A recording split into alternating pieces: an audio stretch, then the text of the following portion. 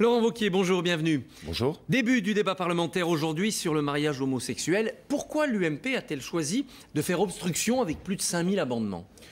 Moi, j'aborde pas du tout ce débat parlementaire comme une bataille. Je l'aborde comme un lieu où on va pouvoir exprimer les légitimes inquiétudes qu'on peut avoir sur ce projet. À ce stade, à chaque fois qu'on a exprimé des inquiétudes, les socialistes ont traité tous les opposants soit d'homophobes, soit de réactionnaires. Et j'en ai un peu assez de ces espèces de brevets de bien-pensance qui sont diffusés par les socialistes sur ce sujet. Donc c'est une enceinte, qui est l'enceinte de l'hémicycle, dans lequel mon objectif n'est pas de faire de l'obstruction, mais qu'on puisse avoir un débat serein, et dans lequel on considère enfin le droit au questionnement de la part des opposants à ce projet. Mais quelles peuvent être vos inquiétudes? Il n'y a plus la PMA dans le texte, c'est un simple mariage administratif avec protection des enfants et des conjoints survivants quand il y a des problèmes. D'abord non, il y a évidemment la question de l'adoption.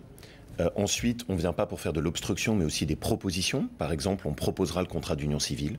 On proposera de renforcer les droits de l'enfant, parce que pour moi, la question essentielle, elle est sur cette question des droits et de la place de l'enfant. Et puis, on voit bien que le lien est évidemment fait, puisque d'ores et déjà, le gouvernement a annoncé que dans une loi à venir, il reviendrait sur ce sujet, avec la procréation médicalement assistée et potentiellement en toile de fond, la gestation pour autrui. Donc, il y a une espèce de volonté, effectivement, de faire semblant de dégonfler le sujet.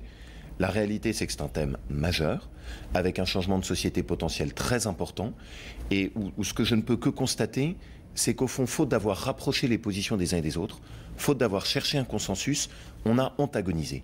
Défendrez-vous en personne une motion référendaire ou considérez-vous qu'il n'y a plus du tout d'espoir d'avoir un référendum sur le sujet? Oui, je défendrai une motion référendaire. Et précisément pour la raison que je vous ai signalée. Je ne la défendrai pas seule. Je la défendrai avec le groupe et avec tous les députés de l'UMP qui se sont impliqués sur ce sujet. Pourquoi ? Parce que sur cette motion référendaire, avec des positions qui se sont à ce point-là antagonisées, radicalisées, la seule issue est sortie par le haut possible est le référendum. Et c'est possible juridiquement et nécessaire politiquement. Avec quelles questions? Si vous dites oui ou non au mariage simplement, il y aura une majorité pour. Si vous dites oui ou non à mariage adoption, ça va être plus compliqué. Si on met la PMA dedans, quelles questions vous poseriez? Il y a une loi. La loi qui est posée par le gouvernement et que Hollande a pris la responsabilité de mettre sur la table, c'est bien celle à la fois du mariage pour les couples homosexuels, mais aussi de l'adoption. Et ce deuxième sujet est presque pour moi plus important.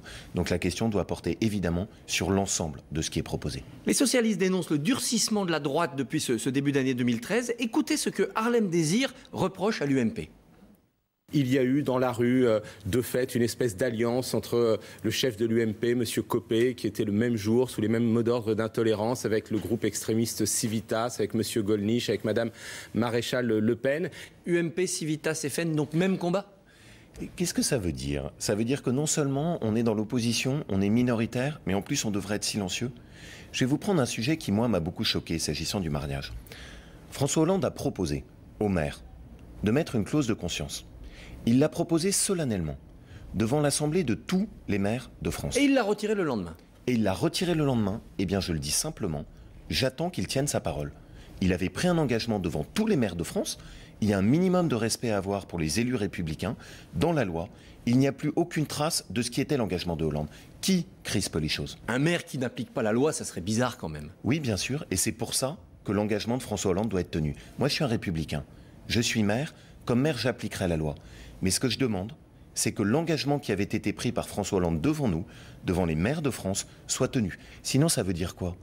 Ça veut dire qu'on a un président de la République qui est venu mentir devant des élus de la République. Quand la droite reviendra au pouvoir, que faudra-t-il faire? Considérer que c'est passé dans les mœurs et puis on oublie ce combat, faire un référendum, annuler tout de suite le mariage? Je crois que c'est précisément pour ça que c'est maintenant qu'il faut se concentrer. Cette loi, on le voit bien, aura des conséquences qui seront lourdes. Et on ne pourra pas revenir en arrière. Ça, en tout cas, pour moi, le sujet n'est pas là aujourd'hui. Le sujet aujourd'hui, c'est de faire en sorte que ce soit aux Français d'arbitrer et que ce soit à eux qu'on rende la parole sur cette question.